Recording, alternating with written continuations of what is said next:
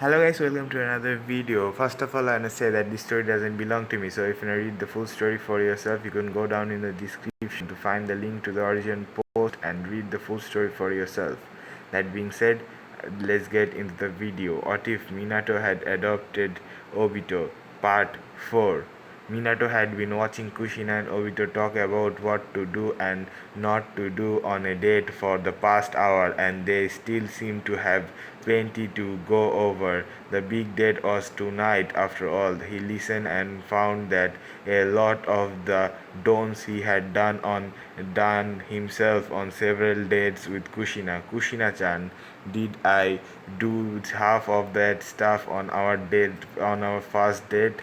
Didn't I do half of that stuff on our first date?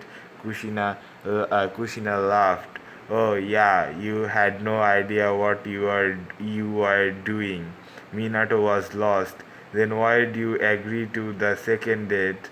Kushina smiled. Because you tried very hard, and that's the important thing. That, and you gave me one hell of a good night kiss. Minato blushed, which Obito found hilarious. Yeah, I am. Well, yeah. Obito was on the floor rolling in laughter. Oh man, that's freaking hilarious. Senses actually embarrassed. Kushina looked at and Minato smiled. Sorry, sweetie, but I think I might have made you lose some of your credit with Obito. Minato just laughed. I'm going to get some ramen. He left and Kushina turned to Obito. So, when did you say you were going? When you were going? Obito stopped laughing. This dongo place she likes. Apparently, she doesn't get to go very often, so I thought it was a good place to start. Kushina nodded. Excellent choice. And after that, Obito was glad his first move was a good one. Well, then we go out for a walk around the village. I was gonna bring her by this little lake that I really like. Kushina was impressed. Very nice. If you give her a great good night kiss, you will have this in the bag. Obito went pale. Good night kiss. Kushina looked at him with gentle eyes. Well, that can wait, I suppose, but if I were you could try to give her a kiss that would knock her socks off. Obito gulped. I don't know anything about kissing. Kushina laughed. Oh, believe me, when you are kissing someone you really care about, you don't need to know. Just pull all your emotion into it and it will work out just fine. Obito nodded. Alright, I'm gonna go grab a shower and get ready. Kushina couldn't help it. She was starting to care for the boy. He was just part of the family now. She couldn't wait to hear how the date went. Obito got up to Rin's door and knocked. He was in his usual clothes minus the goggles with his hair done up a bit. Rin came out with a smile on her face. She had on a white top and black shirt. There was a small bit of pink lipstick on her as well. Wow, Rin, you look beautiful. Rin giggled. Thank you, you look good too. Obito remembered what Kushina had said and offered her his arm. Shall we head out? Rin took his arm. Sure, I give you direction to the dango shop while we walk. They started walking. So, how has living with Sensei been? Obito laughed as he remembered Kushina embarrassing Minato earlier. Oh man, it's great. I have never had this much fun in my life. You should hear the way they tease each other like today. Rin listened to stories about her sensei from Obito, laughing with him constantly. And so Sensei ate the whole stand out of ramen, forcing them to go to the store to get more ingredients. He actually sat there and waited for them for an hour to get more stuff made. Can you believe that? Wow, Minato really likes ramen in this what if, in this fanfic. Rin nearly fell over from laughter. Oh my gosh, that's awesome. They got to the dango shop and Obito and Rin sat down. The waiter came up. Hello there, welcome to the dango stand. I will be your server. What can I get you guys? Rin didn't even look at the menu. Three sticks of your special dango, please. Obito was an extreme in expert wasn't an expert in dango, so he'll just order the same thing. I will have what she's having, thanks. The waiter wrote that down. Alright, I'll be right back with some tea and you guys after I put your order in. Obito looked at Rin and started up a conversation. So, what's your family like? Rin thought for a second. Well, I am an only child. I live with my mother since my father died in the war. Obito went wide-eyed. Don't not a good thing to talk about on a date. Oh, I'm sorry. Rin shook her head. No, don't worry about it. It was during the second Shinobi World War. I didn't really know him. I was only like 2 when he died. Obito was thanking God that he didn't walk into something to measure. Oh well, that's too bad. It must have been hard living without a father. Rin raised an eyebrow. That's strange coming from a person who was beaten by their father. She put a hand over her mouth when she realized what she said. Oh my gosh, why did I say that? I'm so sorry. Obito-kun, Obito shrugged. It's alright. It all worked out for the best. Sensei and Kushina have been great for me. Irene still felt bad. I know I still shouldn't have said that though. Obito placed his hand on her. Hey, if that hadn't have happened, I never would have lived with Sensei and Kushina. If wasn't for them, if it wasn't for them, I wouldn't have even had the courage to ask you out. Rin looked up. Wait, you mean you have liked me for a while now? Obito chuckled nervously. Yeah, actually. Rin looked confused. Why are you scared? Obito looked down. I thought you had a crush on Kakashi. Kakashi said I couldn't know that for sure and that if I was conflicted I had have good shot with you and that if I was confident I had have good shot with you. Rin was surprised by that. I guess I did have a little crush on Kakashi, but every girl in our class did. It was just a silly crush, nothing serious. It started to go away when I saw the way he treated us when he were put on a team together. When we were put on a team together, you on the other hand are actually nice to everyone and you try really hard at everything. So when you asked me out, I thought it sounded like a good idea. The waitress came back with some tea.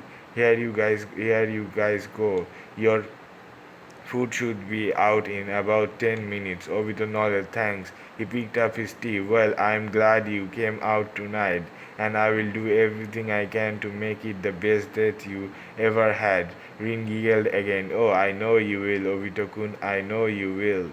Obito and Rin had an excellent,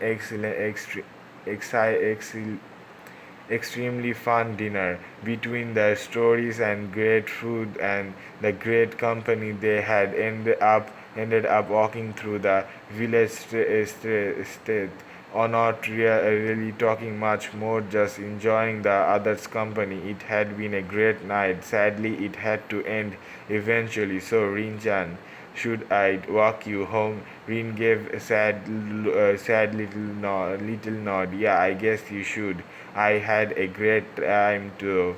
Obito smiled at her. Oh, believe me, I do. I did too. Believe me, I did too. Rin leaned close to him. Do I have to kiss you or are you going to kiss me? Obito blushed. Looks like it was the moment of truth. Obito leaned in and captured her lips something he had wanted to do for years. His body kind of went on autopilot and they just started to slowly deepen the kiss. He couldn't believe how soft her and warm her lips were, even better than he imagined. They parted, and all Obito could say was wow. Rin looked yeah, hypnotized. Yeah, wow, Obito-kun, that was amazing. Obito nodded dumbly. Thanks. Suddenly a voice interrupted their moment. Well, if it isn't the Uchiha outcast, what the hell is a pretty girl like that doing with you? Obito looked over to see a man with Uchiha symbol on his clothes and black hair. It was T on and of the top assholes of the Uchiha, Ryuga, who was about a year older than Obito. What do you want, Raiga? Oh, Raiga looked him up and down. Why do you still have the Uchiha symbol on your clothes? You are an outcast, right? Obito sighed. I haven't really had a chance to get new clothes yet. I have been kinda busy. Ryuga looked and Rin and licked his lips. I can see that. He walked over and stood next to Rin. What a hot piece of like you doing with this little poo poo. Rin scoffed. The only little poo poo I see here is you. Ryuga gave a dark smile. Don't be like that. Why don't you come back to the Uchiha compound with me? Then we can have you coming somewhere else. You coming somewhere else? Gagged. Rin gagged. That's disgusting. You pervert. Get the hell out of here. Yuga grabbed her neck. Hey, don't you talk to me like that. Do you know what most girls would give to me? Obito gave him a hard punch in the face. Don't touch her. Ryuga wiped blood from the corner of his mouth. Bad move. Bad move. He charged at him with a kunai only to have his hand caught with and Obito who tossed him over his head onto his back. Hyuga looked up. How the hell? Rin looked at Obito. Obito-kun, your eyes. Obito looked in a shop window to find something amazing. His Sharingan had activated. But what but how? You have to be in a life or death situation. Rin shook her head. You need to be in extremely emotional distress. Near death just brings that feeling out a lot. Ryuga scoffed. So you saw me coming at this little which and it activated your Sharingan. Well, that's just great. Obito glared at him. Get the hell out of here. I will kick your ass. Ryuga started to walk away. I will leave for now. I will be more trouble than it will be more trouble than it's worth to kill you. But I will get you for this. Rin hugged Obito. Obito-kun, are you okay? Obito hugged her back. Of course. Oh, don't worry about me. Rin just had him tighter. I have to worry about my boyfriend. Obito realized what she just said. Wait, boyfriend really? Rin gave him a deep kiss. Oh, yeah. After tonight, you are definitely my boyfriend. Obito really did jump from the joy this time. Yuga found Fugaku and entered his office. The man was made clan head last year. He was young but very good for the clan. He was bound and determined to bring the Uchiha clan to its rightful glory. Fugaku-sama, I have got some news about Obito Uchiha. Fugaku didn't even look up. He is no longer an Uchiha in the eyes of the clan. Yuga nodded. I know, but sir, I entered into a confrontation with him and a girl, and can only assume he is his girlfriend tonight. Fugaku still didn't look up. Are they dead? If so, we have a plenty problem apparently problematic situation on our hand, as he is very close to Minato Namikaze and the Jinjuriki of the Nine Tails. Ryuga shook his head. No, sir. The emotional distress of seeing his girlfriend in danger caused his Sharingan to activate. This time Fugaku looked up. Now that's a problem. We cannot have someone with an active Sharingan running around the village if he isn't an Uchiha. This must be fixed immediately. Ryuga knew what to do. I will summon his father and we will see about getting him back into the clan. What do you wish us to do if he refuses? Fugaku thought for a moment. If he weren't living with one of the leaves top Jonin, I would say kill him. If he wasn't living with one of the leaves top Jonin, I would say kill him. However, with him living with Minato and Kushina, that isn't an option. They would never let us get away with it. Do whatever you can do to get him back without causing Minato to come after us. The Hokage loves Minato and we cannot afford anyone any more pressure from above right now. Yuga exited the office. Yes, sir.